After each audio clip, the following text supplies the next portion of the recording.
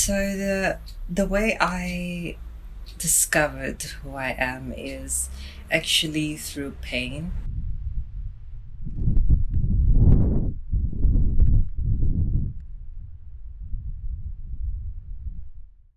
The church, I had a godmother there, and yeah, it was just they tried to also kind of convert me because the books they were suggesting to me to read and papers they printed is basically to be celibate for the rest of my life, not to have a boyfriend. And then also digging deeper into myself with my social worker, I discovered that I'm actually transgender.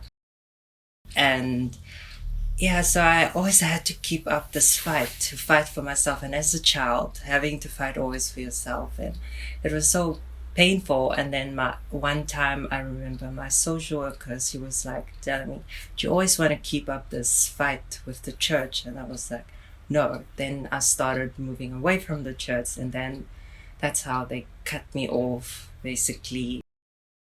I felt very hurt by them. I remember I had a battle with God. Today I'm not religious, like in the sense of Christianity. I really felt very hurt by God, and I would get nightmares where I was thinking of that I'm going to hell.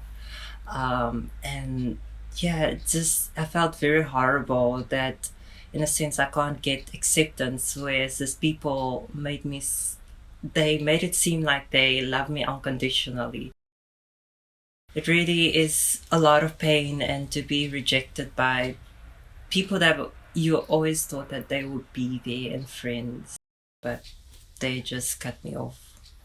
Or I decided also to just leave them alone.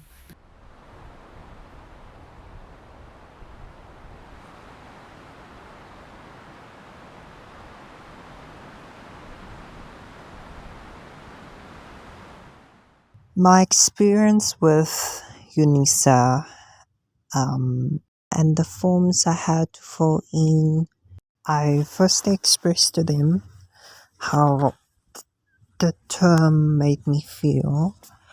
I felt that the label African fitted me best, and they basically told me that I should go change my race at Home Affairs. I emailed Home Affairs, and they also said that they don't deal with race classification change. Then I sent UNISA a email. I told them that I'm going to open a case against them. And then they told me that they have changed it. My journey of becoming Khoi, I don't think it has been a story of becoming. It has been a story of discovering myself and discovering my history, even though there is still no clear answers I have to it. And I'm still on a journey of discovering things about uh, the history of the Khoisan. But what I know of the history is the awfulness that happened. And I'm just really trying to give my ancestors the voice that they deserve because they were oppressed. Their land was taken from them.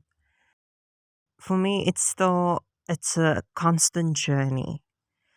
And for me, the color term is derogatory.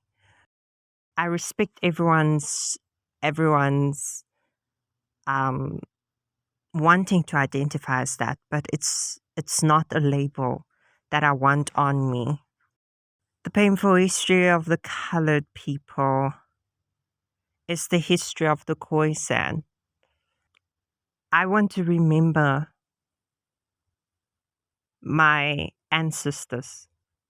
And the thing is, me identifying as Khoi or San is, I don't, a lot of people, there's this whole debate also about the Khoisan name. Um, I don't know, because basically there's so much history that is wiped away.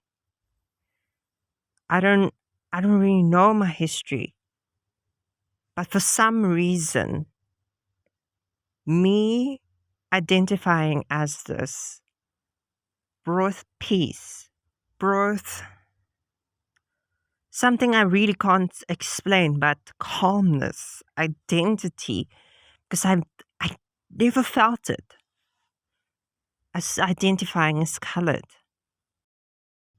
It means a lot for me because of me feeling my identity, me feeling that I belong.